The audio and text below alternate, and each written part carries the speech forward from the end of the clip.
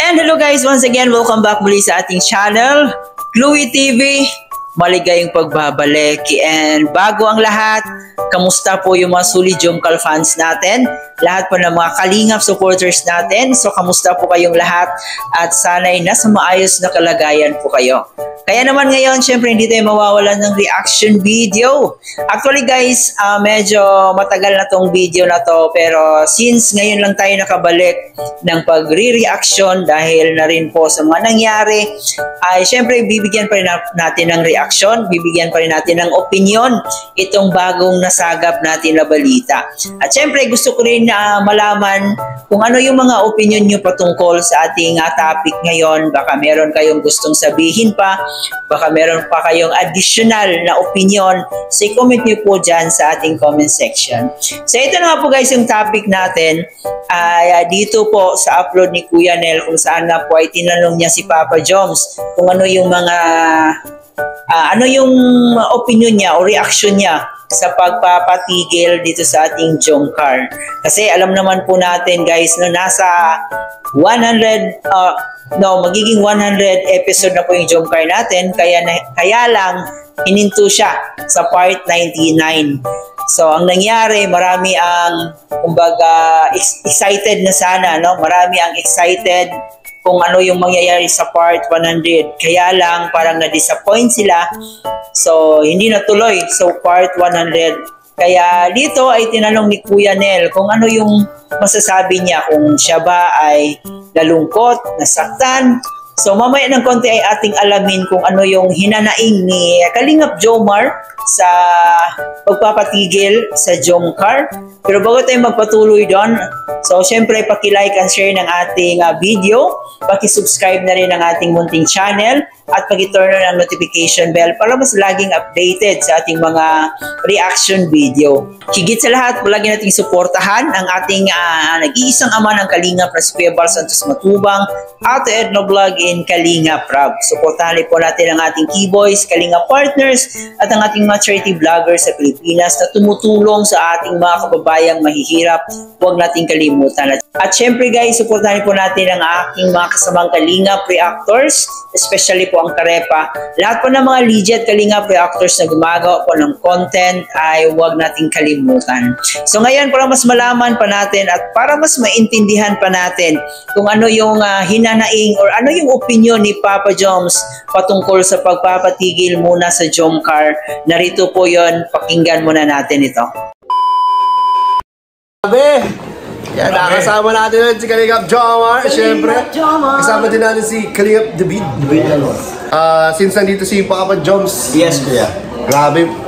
Gusto ko kasi talagang tanungin. Yan. Anong tanong? Gagrab ko na tong opportunity na to. Kasi diba, sabi ni Kalingap Rob, pahinga daw muna ang Jomcar. Uy! Mahimatay. Pahinga daw muna.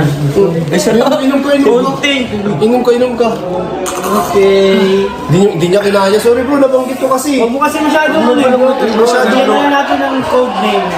Masyadong nabigla ako. So yun nga, sabi nga ni Kalingap Rob ay parang post muna.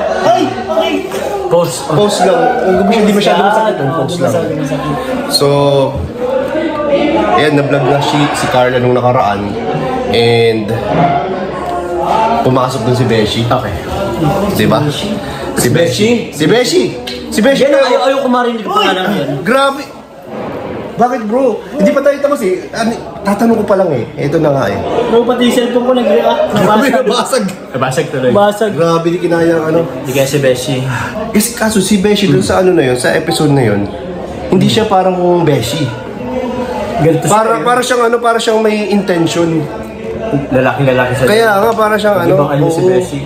And sabi niya doon, since wala naman daw muna pong Jomcar, baka daw pwedeng siya muna ang collab team. Grabe. Sabi niya yun. Kalma lang. Kalma mo lang ha. Hinihinig. Kalma mo. May gamot ka ba dyan? Ano? Wala si Carla. Kailan ko si Carla?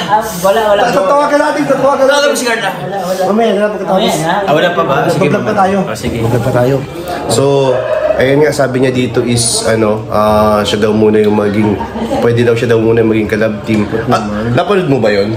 Napanood ko yung... Ano yung, kahit pa sabihin na, parang good vibes lang, anong naramdaman mo? May part ba sa'yo na parang, na... Bad vibes yun, bro. Bad vibes para sa'yo? Hindi sa good vibes para sa akin. Sabi ko na nga ba kasi alam naman natin si Papa Jones, overprotective yan kay Carla. Saka hindi wala silang chemistry. Ay, grabe, walang chemistry daw, guys. Totoo naman yun. Totoo ba? Totoo yun. Wala ako dito. Tsaka pero Walang kilig sa kanila. pero natutuwa ako dito kasi ano sabi ni Carla, ayaw daw niya ng ibang kalab. Kasi confident ako yan. Oh, di ba? Confident ako. Jomcar, magpo-post lang naman yan. Pero hindi ibig sabihin, papalitan na ako sa Ayun. Narinig niyo yun, guys, ha? So, wala pong ibang love team ang Jomcar. Sila lang po. Jomcar lang. Jomcar hanggang doon. Walang best card. Walang best card, guys. Wala, guys. Ang pangit ng pangalan? Pangit, di. Best Wala. card. Pangalan pa lang, ano na? Roy Card. Baduy. Grabe, sobrang Car baduy. lang talaga ang bagay. Jomcar lang talaga. Jomcar lang. Wala nang iba. At syempre, ano ba yung tatanong ko nga sa'yo? Tsaka tumatak na guys ang Jomcar sa Pinoy history. Pinoy history, alam nga naman baguhin pa nila yun. Oo, Mahirap na yun. Mahirap na yun, alis yun. Ayaw, di na makakasama sa top yun. Oo, Pagkaganon. Wala na. Ay, magano talaga ako sa Pinoy history niyan. Saka yung mga sansam, dapat Kung saan? dapat nandun din si Jomar. Okay, kahit 150, pang 150 ako. Kasi nung tapunan is wala pa din sa 100. Basta top 150 or 200, kasama na ako. Sus. Tsaka bro, ito pala, tanong ko. Ano po? Palagay mo, ano ang dahilan kung bakit na-stop ang Jomcar? Siguro medyo seryoso. Oh yeah, medyo, shift tayo ngayon sa medyo seryoso po. Medyo seryoso po tayo Okay. sa bagay na yan. So I think kasi Kuya Nel, nagkaroon kasi ng medyo konting gulo. Konting gulo. Oo. Sa pagsuporta siguro mga ganyan. Okay. Meron kasi nabanggit na kinigabal ni Kalingap na panatiko. Fanatic. Which is kung ano pa lang is okay, fan siya. Pero fanatic, parang medyo negative na kasi sa pakinggan. Oo. Parang ang tipong kasing ganun na parang sa sobrang pagmamahal o pagiging fanatic sa amin, nababash na or kinakalaban na mismo. Wala nang kinikilala. Wala akong kinikilala si Kuya Bal, si Kalingap, parang ang team Kalingap. Yes. Which is sumobra na. Oo. So, medyo gumulo talaga. So, I think kailangan din talagang mag-post muna. Kasi parang nawawala yung yung ng Kalingap. Parang nalilis na. Nalilis na. Okay. Which is, ang dapat po guys, lalo na sila Kalingap nagpapatakbo sa Jomcar o sa lahat ng love team.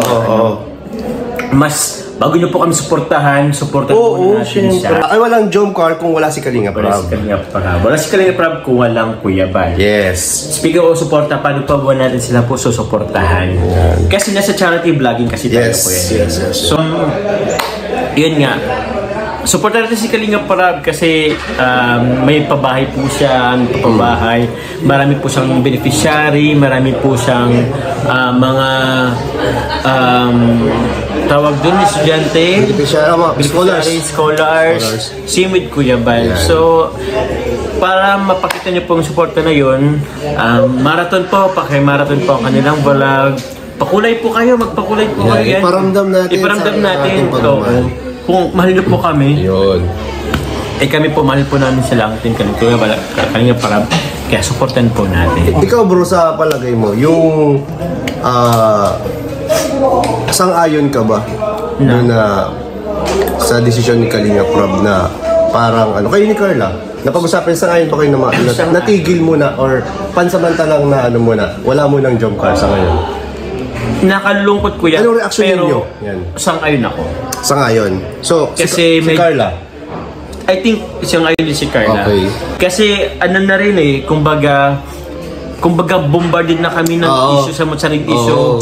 Although kinakaya naman pero mabigat din sa pakiramdam. Even kay Carla na nag-school, nag-estudyante sa nursing. So, madaming bashing, nakaka-apekto rin yan sa amin, sa atin pang araw-araw. So, siguro para lang lumaylo muna. Kasi yung parang yung emosyon natin sobrang taas na eh. Alam mo kuya, sobrang taas na yung emosyon. So, kailangan munang mag-die down yan. Pampakalma lang. Kalmahan lang natin guys, kalmahan lang natin. So, yun, nag-pause muna. Hindi natin alam kung kailan. Depende po yan, depende yan sa sitwasyon. Pero, siguro, magbabalik. May takdang panahon sa mga bagay-bagay. So, kayo ni Carla is umaasa pa rin kayong ano? Ako kuya personally, oo. Kasi, di ba, tamo yun, na saktong-sakto na-post yung love team ninyo na part 99. 99 part 2. Part 2 pa yun. Part 99, hindi pa nag-abot ng 100. Hindi umabot. Parang 0.5 na lang, 100 na. Kaya mas lalong nakakasabik ngayon kasi parang siyang parang lumalabas, parang siyang preparation. Parang preparation to para sa kuya. part 100 bro. Ano kaya part 100 na yan? Kaya nga, nakaka-curious nga eh. So baka pasabog na naman ito part 100 na to. Nako, abangan nyo guys. Expect the unexpected. So ang mangyayari pala pag halimbawa part 100, comeback na yun.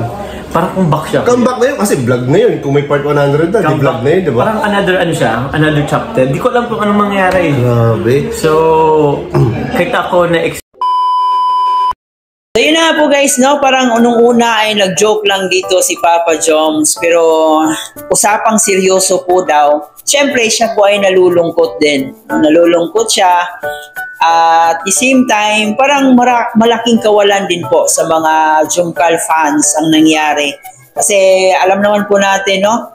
Bilang isang Jomcar fans, excited po talaga tayo sa part 100. Kaya marami ang nag-aabang kung ano nga ba talaga ang mangyari sa part 100. Kasi part 100 na po yun eh. So it means talaga may pasabog. No? Sa dami-daming issue na naglabasan ngayon dito sa Jomcar, ay talagang nananatiling matatag and road to forever talaga yung Jomcar. Kaya lang naudlot yung expectation natin sa part 100 kasi bigla itong pinatigil ni Kalinga Prab dahil na rin po sa mga issue ngayon, especially dito sa Jomcar. So yun, narinig po natin ang opinion ni Papa Joms na syempre nalungkot siya, at the same time parang naging masaya din siya in other side na syempre para makapag-focus din si Carla sa pag-aaral. Diba, bilang isang nursing student, sobrang napakahirap, napaka-pressure. So, mas mabuti na rin na pinatigil yung pansamantala, no? Pinatigil pansamantala yung Jomcar. Pero in the other side, siyempre nalungkot din po siya. Dahil alam naman po niya na marami talaga ang nagmamahal sa Jomcar, marami ang nag-i-expect, marami ang nag-aabang. So, sa ngayon ay hindi pa niya alam talaga kung ano yung mangyayari. So, nasa kay Kalinga Prab yung desisyon, at ini-encourage din po niya ang mga solid Jomcar supporters kasi ang nangyari dito parang nagkaroon na ng problema yung mga panatiko, yung sobrang panatiko sa love team, especially ito sa Jomcar, na para bang napag-iwanan na nila yung kalingap natin, especially ni Kalinga Prab, ni Kuya Bal, na instead sana silang dalawa, si Kalinga Prab, si Kuya Bal, yung i-priority nating suportahan, parang na-focus na po yung attention nila dito sa love team. So kaya naman may payo si Kalingap Jomar sa mga talagang panatiko na bago sila suportahan ay syempre suportahan ang ating ama ng Kalingap na si Kuya Bal at si Kalinga Prab, kasi walang Jomcar kung walang Kalinga Prab. So yun po yung pakiusap ni Kalingap Jomar na hanggat maaari bago sila suportahan ay suportahan ang ating matubang family. Kaya sa ating mga fanatics dyan, sa mga solid Jomcar fans dyan, ay huwag din nating kalimutan ang founder ng Kalingap. No? Kung sino yung bumuo ng Kalingap, sino yung gumawa ng paraan para magkaroon ng Jomcar. Lahat naman po tayo ay medyo nabigla at lahat po tayo ay nasaktan, nalungkot. Pero kung ano mo yung desisyon ay respetuhin po natin kasi si Kalinga Prab po ang may kakayahan kung ano yung pwedeng gawin niya dito sa Jomcar natin.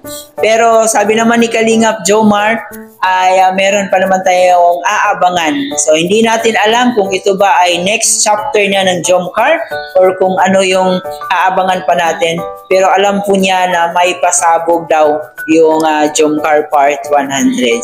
So kayo ba guys, kung kayo yung tatanungin, ano yung reaction nyo patungkol dito sa pagpapatigil sa Jomcar? Kayo ba ay masaya, malungkot? Kung ano ba yung mga gusto nyong sabihin? So, i-comment po dyan sa ating comment section. Kasi alam ko na, especially sa mga Solid Jomcar fans, marami din po kayong gustong sabihin sa biglaang pagpapatigil sa Jomcar. Kaya i-comment nyo po sa ating comment section. I hope nag-enjoy kayo dito sa ating munting reaction video. Huwag kalimutan mag-subscribe, paki-like and share sa ating video para mas i-recommend pa tayo ni YouTube.